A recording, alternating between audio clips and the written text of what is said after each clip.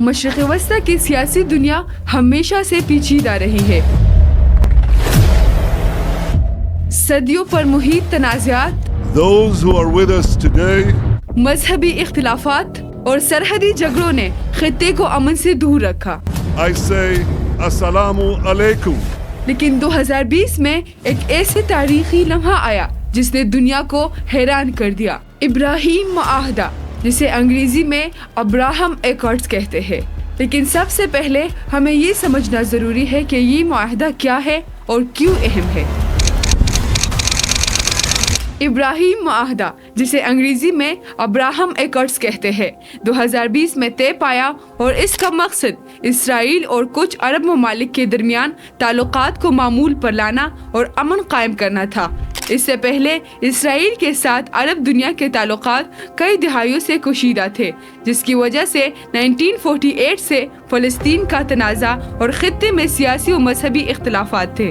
یہ معاہدہ متحدہ عرب امارات، بحرین، سوڈان اور مراکش کے ساتھ اسرائیل کے تعلقات معمول پر لانے کے لیے کیا گیا۔ امریکہ نے اس عمل میں ثالثی کی اور تاریخی تقریب 15 ستمبر 2020 کو وائٹ ہاؤس میں منعقد ہوئی، جس میں امریکی صدر ڈونلڈ ٹرمپ، اسرائیلی وزیر اعظم نیتن یاہو اور متحدہ عرب امارات و بحرین کے وزرائے خارجہ شامل تھے۔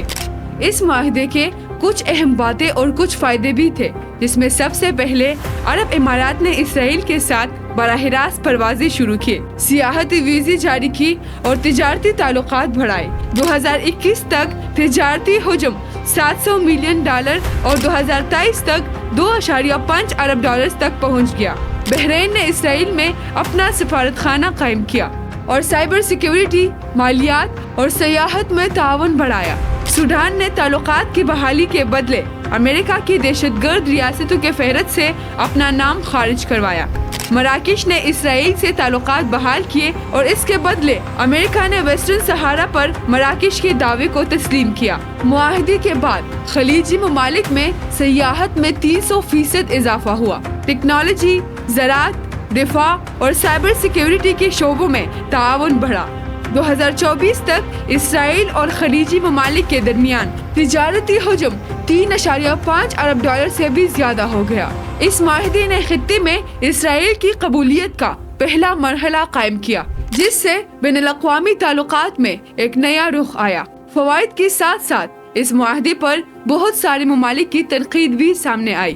پاکستان، ایران، ترکی اور ملیشیا نے اس معاہدے پر سخت تحفظات ظاہر کیے۔ فلسطینی اتھارٹی نے اسے پیٹھ میں چرا گھونپنے کے برابر قرار دیا، جبکہ حماس نے کہا کہ یہ اسلامی اتحاد کے خلاف سازش ہے۔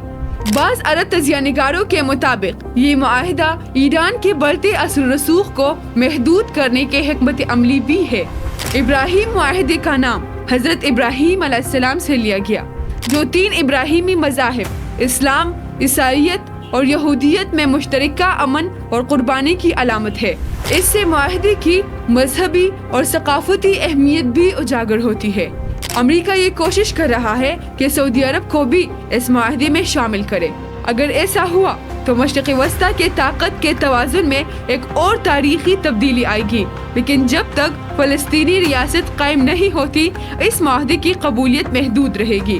خلاصتاً یہ کہ ابراہیمی معاہدہ ایک تاریخی پیش رفت ہے، لیکن اب سوال یہ ہے کہ کیا یہ معاہدہ واقعی امن لانے والا ہے یا صرف طاقتور ممالک کے مفادات کی ایک نئی تشکیل ہے؟